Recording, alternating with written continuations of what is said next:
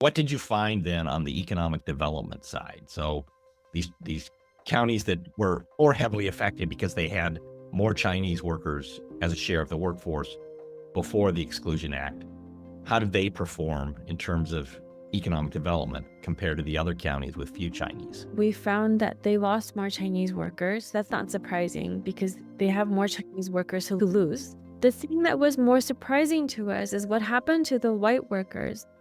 So they also lost white workers relative to the other counties. What I mean is that as white workers were moving from east to west, the counties that lost the Chinese got less inflow than the counties that weren't affected by the ban, right? That's what I mean. So that seems highly consistent with the story that the Chinese workers had certain skills that were complementary to those of the white workers. And if you took those Chinese workers and their skills away, the white workers didn't want to go to those places as much as they had before.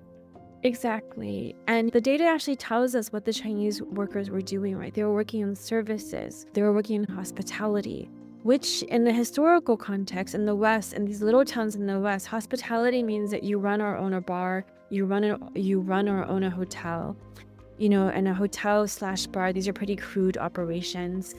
This is where people sleep, this is where people eat, this is where people get their laundry washed.